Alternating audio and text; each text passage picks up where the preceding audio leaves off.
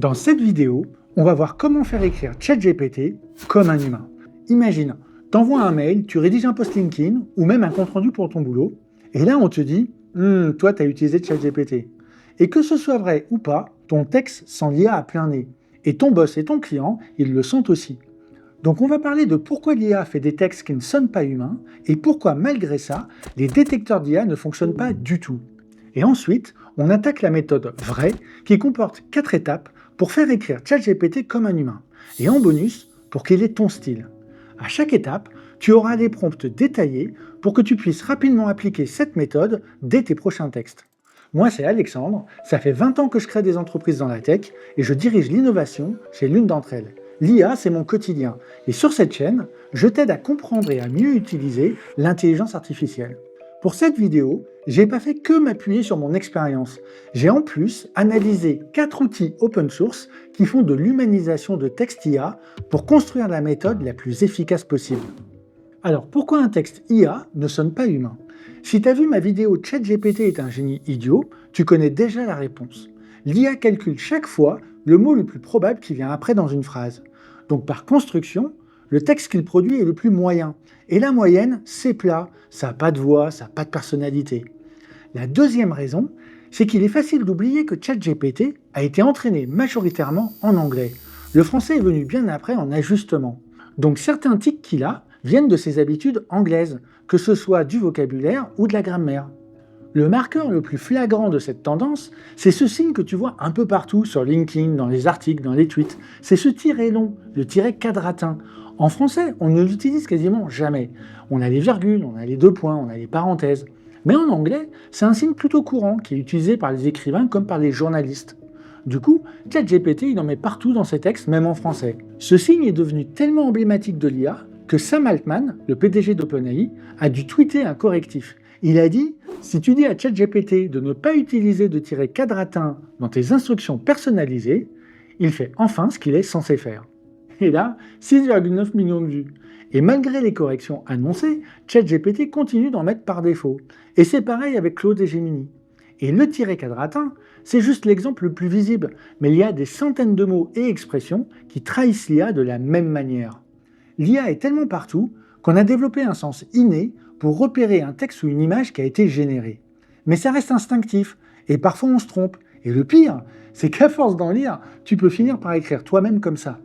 Alors on pourrait se dire, pas grave, je passerai mon texte dans un détecteur d'IA pour vérifier avant de publier. Mais même les plus reconnus, comme Turnitin ou GPT-0, ne s'en sortent pas du tout. L'exemple le plus drôle, c'est la Constitution américaine, qui a été flaguée comme IA par GPT-0. Une enquête du Washington Post a mesuré jusqu'à 50% de faux positifs sur Turnitin, le détecteur le plus utilisé au monde. Bon, en fait, ces détecteurs sont aussi fiables que de tirer à pile ou face. Pour que ton texte soit bon et qu'il sonne comme toi, tu peux utiliser la méthode vraie. La première étape, c'est le V, comme vocabulaire. Comme pour le tiret quadratin, l'IA a ses mots fétiches, des centaines de mots et d'expressions qu'il sort à chaque fois, quel que soit le sujet. Comme s'il piochait toujours dans un même petit dictionnaire tout réduit. Du coup, la première étape, c'est de lui faire la liste de ses mots favoris et de les restreindre dans leur utilisation. Voici un exemple de mots qui reviennent partout en français. Crucial, essentiel, vital, captivant. Et en expression, il adore plonger dans, à l'air de, dans le monde trépidant. Tu trouveras la liste complète dans le PDF des prompts de la vidéo qui est en description. Le prompt ici, c'est « Voici la liste des expressions à éviter.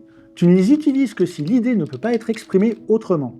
Surveille leur densité, pas plus d'un par paragraphe, et pas plus de 2 à 3% dans le texte total. » Alors, on va aussi rajouter « Pas de tiret quadratin, jamais. Utilise des virgules, deux points ou coupe la phrase. » Et juste avec ça, tu fais tomber 50% des marqueurs IA.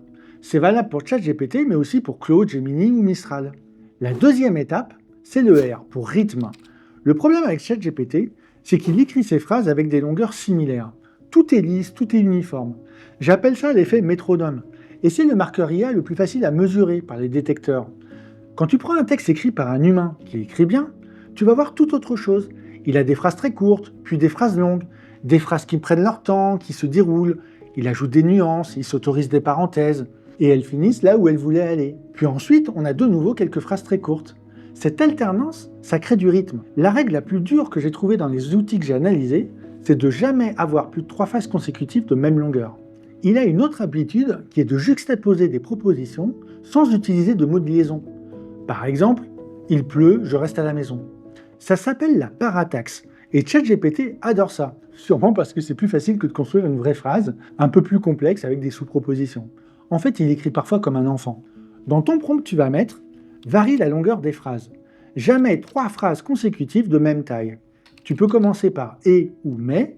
Quand 2 idées sont liées, relie-les avec une conjonction ou une sous-proposition. Ne juxtapose pas des phrases courtes sans les connecter. Et là, le texte respire, il y a du souffle.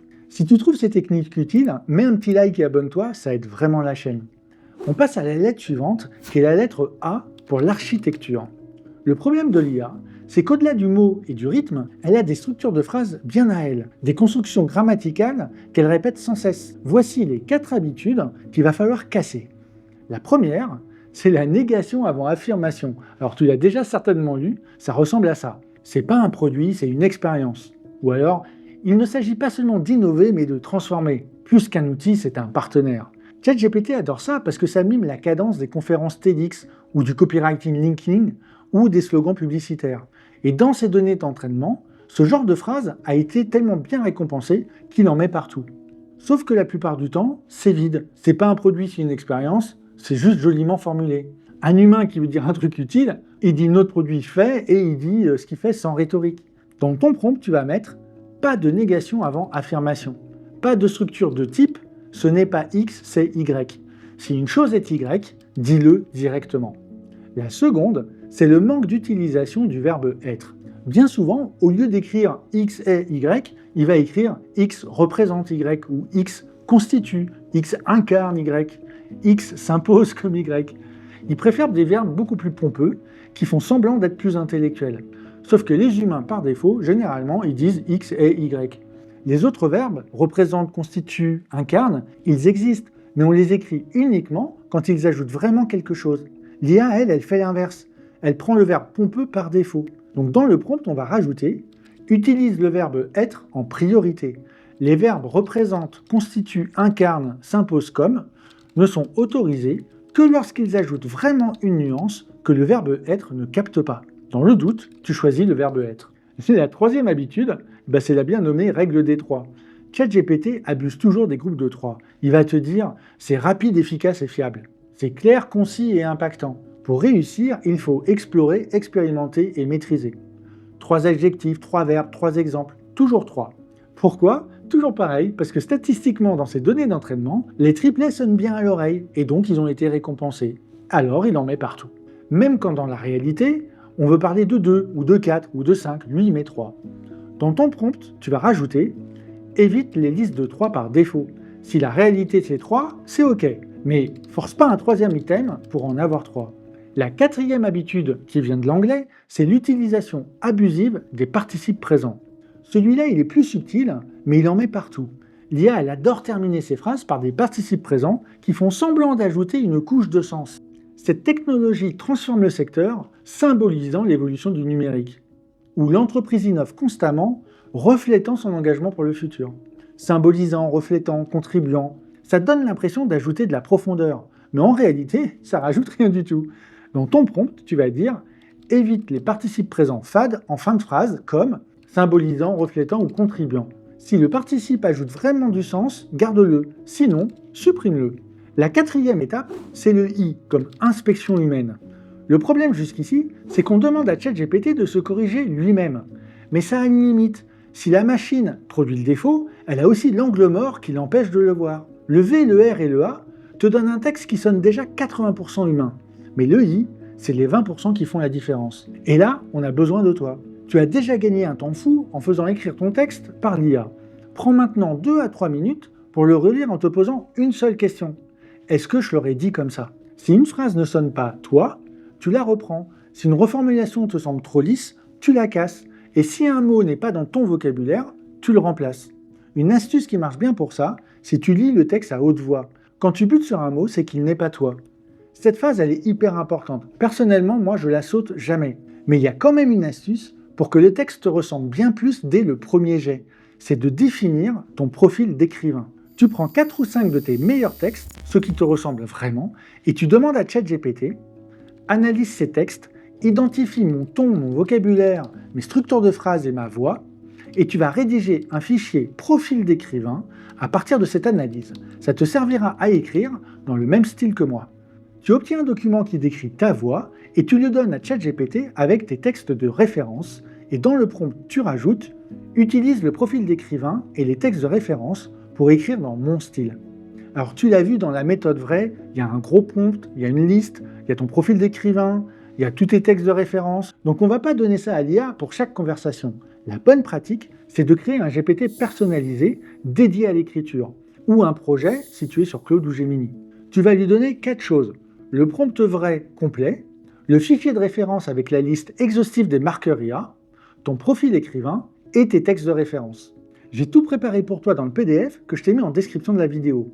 Tu trouveras le prompt complet organisé par lettres et un lien pour télécharger le fichier de référence. Et si tu ne sais pas comment créer un GPT personnalisé ou un projet, je l'explique dans ma vidéo « Utilise ChatGPT mieux que 90% des gens ». Une fois ton GPT créé, tu l'invoques à chaque fois que tu veux écrire quelque chose qui doit sonner comme toi. Et après, tu prends 2 à 3 minutes pour faire ton inspection humaine. Dans la prochaine vidéo, on va faire un guide complet pour bien débuter avec Claude Cowork et Claude Code. Abonne-toi si tu ne veux pas la rater. À très vite!